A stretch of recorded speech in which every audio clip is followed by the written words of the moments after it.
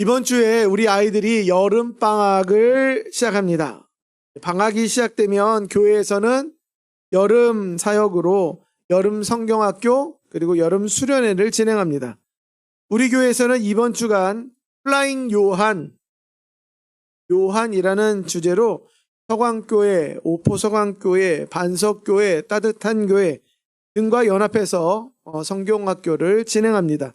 또 중고등부도 하나님의 선물 구원이라는 뜻의 GPS라는 주제로 연합수련회를 다다음 주에 진행하고, 또 우리 예수님이라는 주제로 여름 캠프를 자체적으로 또한 전도를 위해서 진행하고자 합니다. 이렇게 여름에 성경학교와 수련회를 진행하는 이유는 딱 한 가지입니다. 집중해서 우리 자녀들이 예수님과 만나기를 꿈꾸면서 진행하는 겁니다. 우리가 만난, 우리 부모 세대가 만난 예수님을, 그 하나님을 우리 자녀 세대들도, 우리 다음 세대들도 경험하고, 또 그들도 우리와 같은 제자로서의 삶을 살기를 꿈꾸기 때문에 우리는 여름 사역을 진행하는 것입니다. 오늘 말씀은 예수님을 만난 제자들의 이야기가 담겨 있습니다. 마가라는 사람, 세례 요한이라는 사람이 예수님을 만난, 개인으로서 만난 이야기를 지난주에 걸쳐서 살펴보았다면, 한 개인으로서 예수님을 만난 이야기가 아니라 오늘은 제자 전체, 제자됨이라는 이야기로 그 제자됨이 예수님과 어떻게 만남이 이루어졌을까를 함께 살펴보기를 원합니다. 오늘 말씀 14절과 15절에 예수님이 선포하십니다. 때가 찼고 하나님의 나라가 가까웠으니 회개하고 복음을 믿으라. 이 선포는요, 인류 역사에 있어서 가장 큰 전환점이라고 학자들은 이야기합니다. 왜냐하면 과거 선지자들의 외침은 하나님이 우리와 함께 하신다, 하나님의 다스리신다, 그것을 외면한 우리가 회개하고 돌이켜야 된다 라고 얘기했다면, 이제는 하나님이 직접 우리의 삶 가운데 찾아오셔서 우리 가운데 오신 예수님을 통해서 이 땅을 다스리심을 이제 보이신 사건이기에, 선포이기에 하나의 전환점이라는 것입니다. 이제 하나님이 다스리는 건 먼 우주에 있는 게 아니라 우리의 삶 가운데 이루어졌고 지금도 진행하고 있음을 선포하신 복음이기 때문에 그렇습니다. 그리고 예수님은 곧바로 갈릴리 해변으로 가십니다. 그리고 거기에서 어부를 만나시죠. 그리고 그들을 부르십니다. 시몬과 안드레, 그리고 야고보와 요한을 부르시는 짧은 사건을 통해서 예수님을 믿고 따르는 제자의 삶이 무엇인지를 오늘 보여주고자 하신 것입니다. 오늘 말씀을 통해 우리가 받은 부르심의 은혜와 제자의 본질이 무엇인지를 함께 살펴보기를 원합니다. 특별히 예수님을 만난 제자들의 변화라는 관점을 함께 집중해서 보기를 간절히 소망합니다. 우리는 흔히 말하는 게 하나 있습니다. 사람 변합니까? 안 변합니까? 반반 치킨도 아니고 반반. 그런데요, 우리 흔히 이렇게 얘기합니다. 사람 참 안 변한다. 저는 그 이야기를 들으면서 그런 생각을 합니다. 사람이 오늘 정열 목사님 좀 변하신 것 같아요 라고 얘기하면 머리 스타일이 변했다든지 아니면 옷 입는 게 바뀌었다라는 식으로 이야기하죠. 하지만 옷만, 머리 스타일만, 겉으로 보이는 모습만 바뀐 것이지 사실은 우리가 변했다, 달라졌다라고 얘기하는 참된 의미는 무엇입니까? 우리 속사람 내면이라는 거예요. 우리의 스타일은 겉모양은 바뀔 수 있지만 사실은 내면이 변하지 않는 한 우리의 말과 행동은 변하지 않는 법이기 때문에 그렇습니다. 하지만 제자들은 변했다는 거예요. 제가 마가복음을 시작하면서 이런 이야기를 했습니다. 마가복음은 마가 요한에게 사도 베드로가 자신의 이야기, 자신이 경험한 예수님에 대해서 들려주었기 때문에 그가 기록할 수 있었다라고 얘기했습니다. 그러게 마가복음은요, 특별히 마가복음을 읽을 때 마치 옛날 어른들이 옛날 자신의 경험, 내가 이렇게 해서 이런 삶을 살았다, 이렇게 변화했다 라는 이야기처럼 들으면 좋겠습니다. 사도 베드로가 자신의 과거를 마가 요한에게 하나하나 들려주면서 자신이 예수님을 만났을 때의 장면, 그리고 예수님이 행하신 그 놀라운 기적의 현장에서 자신이 어떤 느낌으로 그것을 보고 있는지를 이렇게 들여다보듯이, 나도 같이 보듯이 그것을 들을 수 있다면 그 의미가 더 분명히 드러나게 될 것입니다. 우리가 한번 들어보길 원합니다. 제자들은 어떻게 변화되었을까? 먼저 찾을 수 있는 건 제자들의 반응이 즉시 이루어졌다는 것을 보아야 합니다. 본문 18절과 20절에 보면 반복해서 나오는 한 단어가 있습니다. 중요한 단어죠. 무엇입니까? 곧. 곧이라는 단어입니다. 영어로 immediately, 즉시라는 단어예요. 예수님이 나를 따라오라 라고 말씀하셨을 때 제자들은 주저하거나 계산하지 않고 즉시 예수님을 따릅니다. 그물을 버려두고 예수님을 따릅니다. 뒤도 안 돌아보았죠. 다시 배를 생각하지도 않았던 것입니다. 우리는 이 장면을 보면 특히 제자들이 대단한 결단력과 훌륭한 인성을 가진 것처럼 생각할 수 있습니다. 예수님이 부르시니까 어떻게 그 모든 걸 포기하고 내려갔지? 나는 그렇게 포기하지 못한데. 즉시, 곧이라는 단어에 집중해서 인간의 결단이라는 측면으로 보곤 합니다. 그러면 인간의 결단으로 보면 이렇게 얘기하는 거예요. 우리도 이렇게 결단합시다. 이런 결단을 왜 여러분은 하지 못합니까? 라는 질문들과 다짐들을 우리 스스로 갖게 되는 거죠. 하지만 오늘 말씀에요, 제자들의 변화에 초점을 두고 있지 않다라는 걸 생각해야 합니다. 그들의 내면에 갈등이 있었다든지 아니면 고민하는 제자들의 모습이 전혀 등장하지 않아요. 그리고 또 18절에 곧이라는 단어는 시몬과 안드레가 곧 따른 것이고요. 20절에 곧이라는 단어는 예수님이 곧 부르셨다는 거예요. 예수님이 부르시는 장면에 쓰고 있다는 거예요. 이것은요, 제자들의 변화가 곧 있었다라는 것을 표현하고자 하는 게 아닙니다. 오히려 예수님의 말씀에 곧 변화되었다라는 걸 말씀하는 거예요. 나를 따라오라 라는 예수님의 말씀이 곧 그들의 변화를 일으켜낸 것입니다. 신학적인 표현으로 보면 유효한 부르심이라고 표현하는 거예요. 예수님의 부르심이 있었기 때문에 변화되었다는 뜻입니다. 비슷합니다. 예수님의 말씀에 권능이 있는 거예요. 보세요. 죽은 나사로를 향하여 나사로야 나오라 라고 얘기했을 때 어떤 변화가 있었습니까? 어떤 현상이 일어났죠? 꽁꽁 묶였던 나사로가 그 묶여있는 그 채로 일어서서 사람들을 향하여, 부르신 예수님을 향하여 나오게 되었습니다. 그렇습니다. 죽은 자가 걸어 나왔듯이 영적으로 죽은 우리가 예수님이 부르실 때, 주님의 부르심이 임할 때 우리의 영혼이 살아나고 즉각적으로 반응하게 되는 겁니다. 우리의 결단이 먼저 있었던 게 아니라 그 순서상으로 보면 주님의 부르심이 먼저 우리에게 임한 것입니다. 주님의 생명력 있는 그 부르심이 나를 부르셨다는 것을 깨달았기에 즉각적으로 반응할 수 있었던 것입니다. 제자들이 즉시 반응할 수 있었던 건 그들의 의지가, 그들의 결단력이 강해서가 아닙니다. 오히려 예수님의 말씀이 그들의 마음을 변화시키고 거부할 수 없는 은혜로 그들의 마음을 움직이셨기에 그들은 나올 수 있었던 것입니다.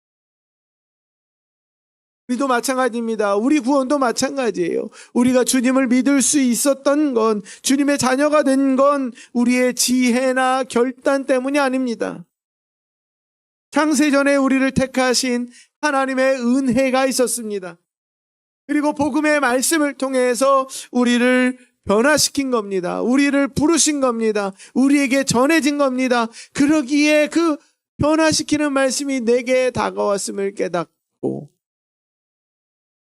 우리는 그 부르심에 반응해서 지금 이 자리, 믿음으로 고백하는 이 예배의 자리에 있게 된 것입니다. 내가 어떻게 예수님을 믿게 되었고 주님을 따르게 되었고 뒤돌아보면 내가 결단한 것이 아니라 내가 큰 헌신으로 주 앞에 나간 게 아니라 내 마음속에 감당할 수 없는 은혜가 주의 부르심이 찾아왔음을 우리는 깨달았기 때문에 나올 수 있었던 것입니다. 사도 베드로가 지금 그렇게 얘기하고 있는 거예요.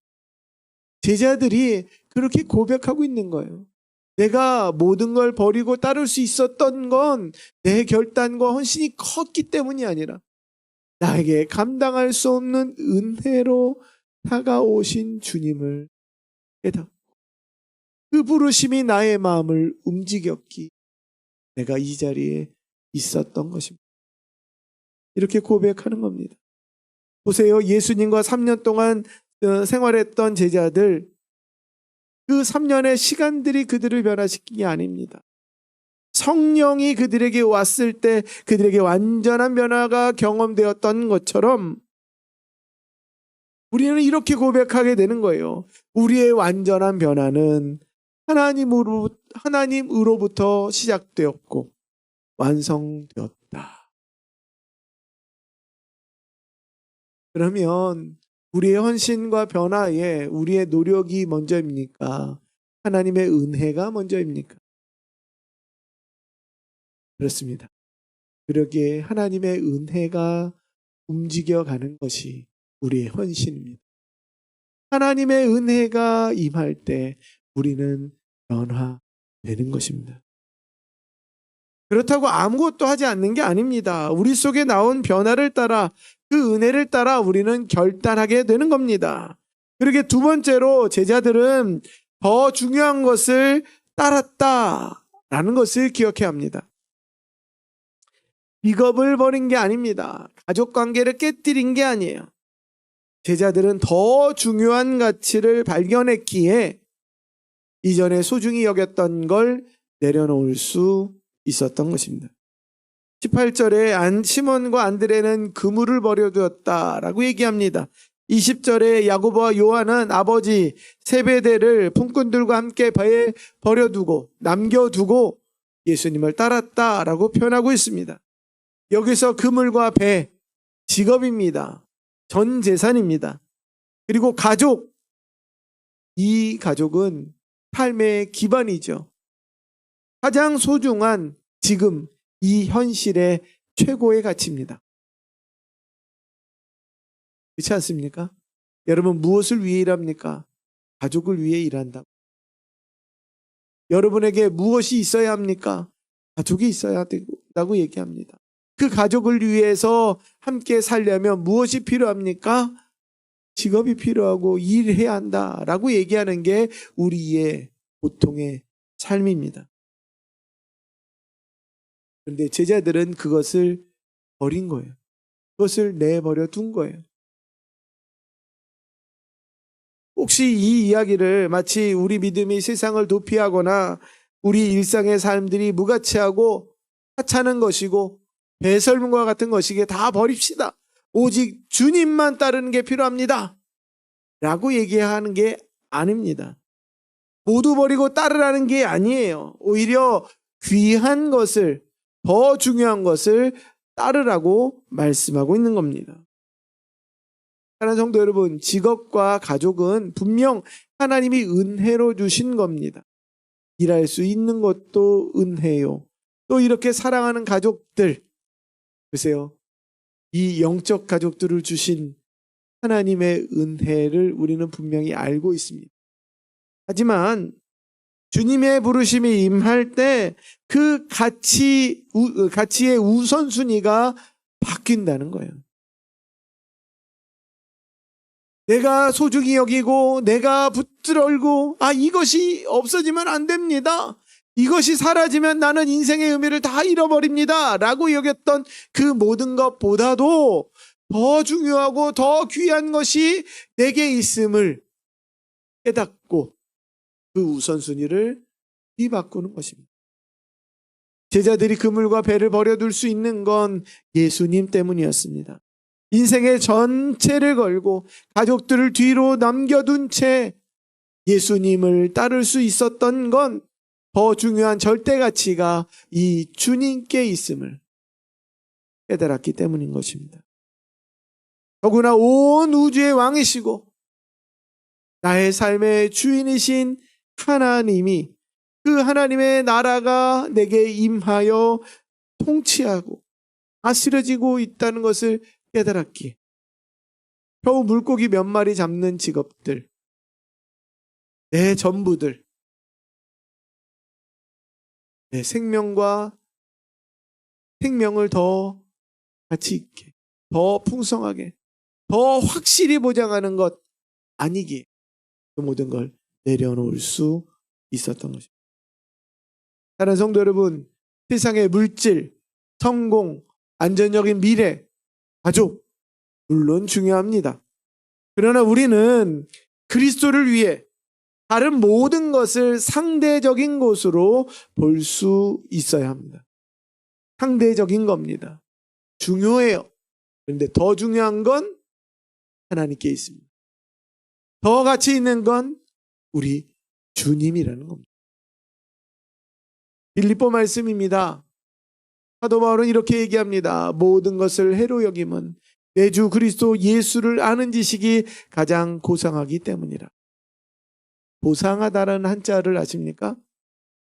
가장 높은 겁니다. 가장 귀한 겁니다. 가장 가치 있는 겁니다.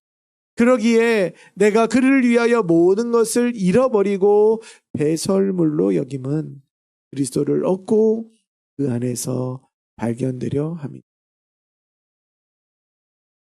사도 바울은 그리스도를 아는 지식이 가장 고상하여 세상의 모든 것보다 가장 귀하다, 가장 가치 있다라고 얘기합니다. 혹시 배설물이라는 단어를 오해 말고 들으십시오. 배설물은 쓸모없고 더럽고 버리는 것이 아닙니다.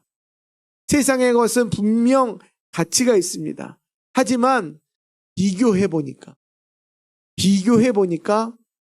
이게 더 좋다라는 거예요. 가치가 있다는 거예요.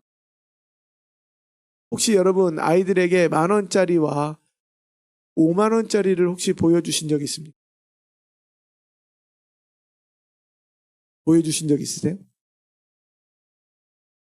그러면 애들이 어떤 걸 선택합니까? 50,000원짜리 선택하나요? 그렇지 않습니다. 아이들이 50,000원, 10,000원짜리, 아이들이라고 얘기하면 어린애들을 얘기합니다. 예준이한테 50,000원짜리고 10,000원짜리 보여주면서 너 어떤 걸 가질래? 이렇게 얘기한다고 한번 상상해 보면 아이는요, 먼저 내미는 거가 있는 걸 잡습니다. 이 먼 거 숨기는 거, 엄마가 이렇게 나를 안 주려고 이렇게 숨기네? 이렇게 생각 안 해요. 자기에게 가까운 걸 갖게 돼 있는 거예요. 저는 그렇게 생각합니다. 예수 그리스도와 온 세상에 가치 있는 것들을 다 우리는 같이 보고 있는 같이 발음이 똑같습니다. 가치 있는 걸 같이 보고 있어요. 그런데요, 가까운 걸 더 중요하게 보게 돼요. 지금 이 제자들은 분명히 자신은 어부들이에요. 그물과 배가 정말 중요해요. 그리고 함께하는 이들이 중요해요. 그리고 함께하는 가족들이 분명 중요합니다. 그런데 예수님이 갑자기 찾아오셨는데 그분을 보는 순간 무엇을 생각한 거예요? 내게 가장 가까이 있는 걸 오히려 더 멀리 두고 내게 찾아오신 주님, 가장 가까이 찾아오신 주님, 그리고 내 인생에 있어서 단순히 물고기 몇 마리 잡는 게 아니라 사람을 낚는 어부가 되게 할 것이다 라고 얘기하신 그 주님이 최고의 가치인 것을 깨닫고 가장 중요한 걸 붙들려 했다는 것입니다. 제자들은 세상의 유익보다 주님을 따르는 가치, 그걸 더 중요하게 보는 것입니다. 오늘 스스로 우리에게 질문해 보았으면 좋겠습니다. 나는 나의 그물을 예수님보다 더 사랑하고 있지. 나는 내가 가진 것, 내가 원하는 것, 세상에서 가치 있다고 얘기하는 것들을 우리 예수님보다 더 가까이 두려고 하지 않는가? 어떤 게 더 가까우신가요? 더 쉽게 잡을 수 있는? 하는 성도 여러분, 무조건적으로 버리라는 게 아닙니다. 그렇게 같이 있을 수밖에 없는 건 우리의 나중에 이뤄질 결과를 보기 때문에 그렇습니다. 요한계시록에서 초대교회 사람들이 고난과 박해 속에서도 그것이 위로가 된 이유는 무엇입니까? 지금 당장 우리 눈앞에 보여지는 건 세상이 더 강력해 보이고 우리를 억압하는 악의 세력들이 더 커 보이지만 거기에 순종하여서 이마의 표를 666이라는 표를 받아야 일상생활이 가능한 것처럼 보이는 환상 속에 살아가지만, 그러나 그 모든 것들이 걷어지고 하늘 보좌가 열렸을 때, 그 하나님의 나라가 임했을 때 우리의 삶 가운데 최종적인 결과를 주는 건 예수를 따르는 인생임을 보여주기 때문이 아닙니까? 그러기에 사랑하는 성도 여러분, 우리의 인생과 고난 가운데 분명히 있습니다. 하나님이 갚으실 때가 있습니다. 예수님도 제자들에게 이렇게 말씀합니다.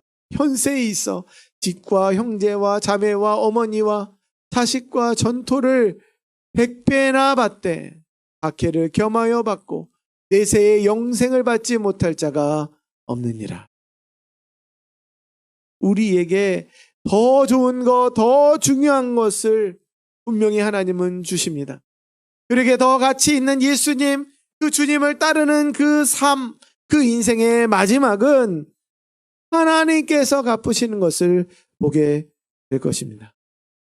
그러기에 더 중요한 분이신 예수 그리스도를 위해 기꺼이 나의 우선순위를, 나의 삶의 가까움들을 변화시킬 수 있는 우리 사랑하는 구원의 가족들이시기를 간절히 소망합니다. 마지막으로 변화의 가장 중요한 부분을 보아야 합니다. 제자들의 헌신은 이제 시작되었습니다. 어부였던 제자들이 전부를, 그물과 배를 버려두고 예수님을 따른 건 전부를 드린 것처럼 보여집니다. 그리고 이후에 더 헌신할 것이 없는 것처럼 볼 수도 있지요. 하지만 더 많이, 이제 더 분명히 헌신해야 될 시간들이 그들에게 시작된 것입니다. 제자들이 모든 것을 버려두고 예수님을 따른 이 시점은 헌신의 완성, 헌신의 끝이 아니라 헌신의 출발점입니다. 시작인 거예요. 게다가 예수님은 그들에게 내가 너희를 사람을 낚는 어부가 되게 하리라 는 건 지금 이루어진다는 얘기입니까? 미래형입니까? 미래적인 겁니다. 지금 당장, 지금 즉시 대단한 사역자, 헌신자가 되는 게 아니라 이제 앞으로 주님과 동행하며 훈련받고 빚어져 갈 것을 예수님은 말씀해 주신 겁니다. 그렇게 우리가 믿는 교리의 가장 중요한 부분 중에 하나는 성화입니다. 성화. 우리가 예수님을 믿고 따르기로 결단한 순간 구원의 여정이 시작되고, 그리고 평생에 걸쳐 주님을 따른 뒤에 완성되어져 가는 그 과정이 성화라는 겁니다. 제자들의 모습을 다시 한번 떠올려 볼까요? 제자들은 예수님을 만났습니다. 복음을 듣고 모든 걸 버리고 즉시 따랐지만 그 이후에 그들의 삶은 예수님과 함께하는 여정 가운데 그들은 지극히 인간적이었습니다. 자주 넘어졌습니다. 심지어는 믿음이 없는 모습도 보였습니다. 그리고 게다가 서로 높아지려고 싸우기도 했고, 예수님의 십자가 달리는 그 현장에 모두 어떻게 했죠?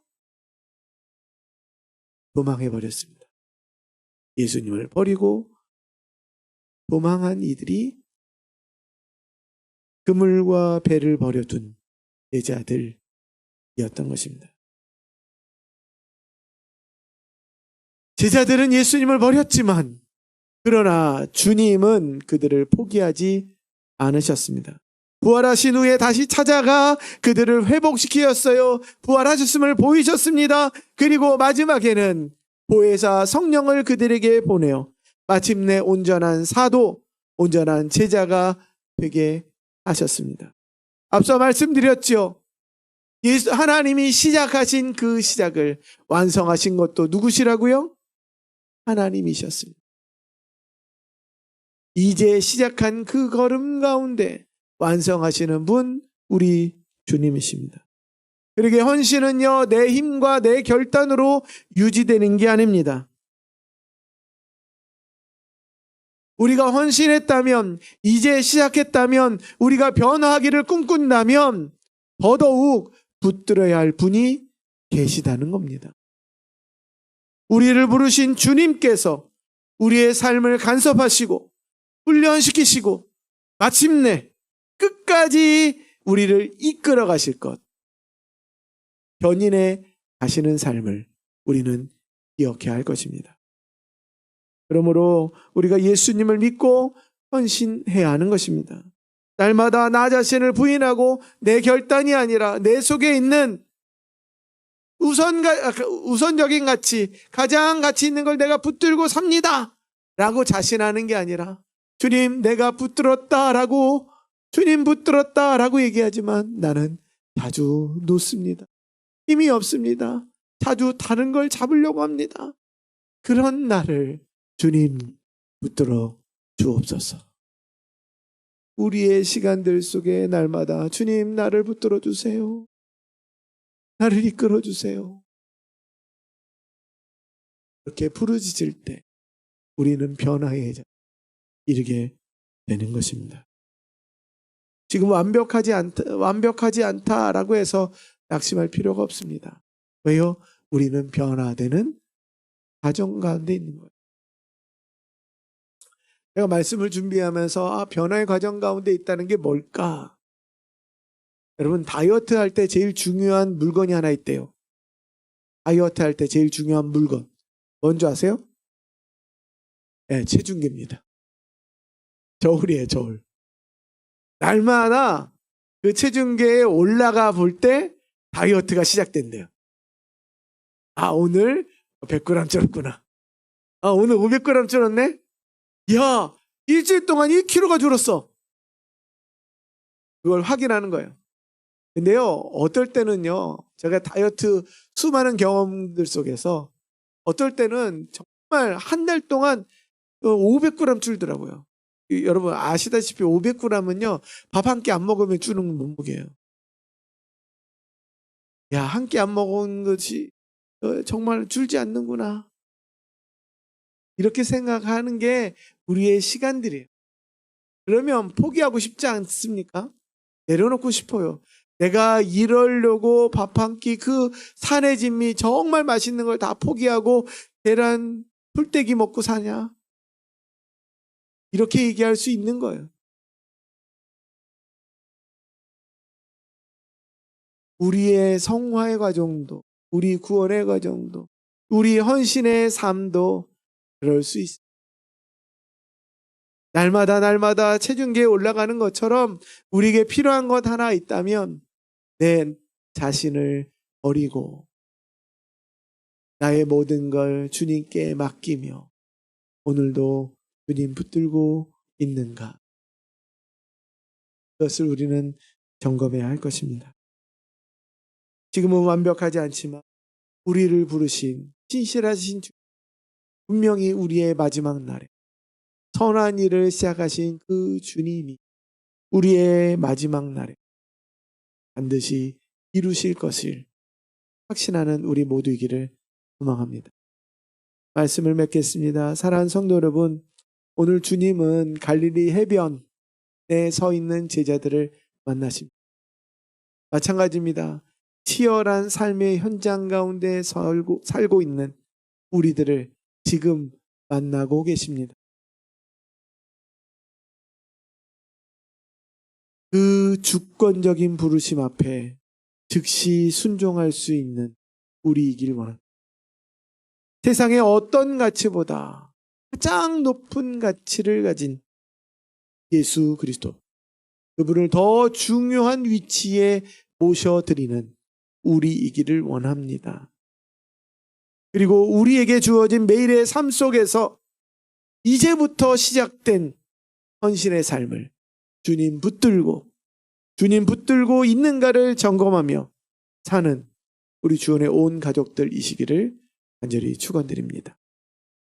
그때 우리에게 펼쳐질 안전한 그 나라에서 이뤄질 여자의 모습이 있는 우리 한 사람 한 사람이 가장 아름답게 변화된 그 모습, 주님 나라에 이르기를 간절히 축원드립니다. 기도하겠습니다.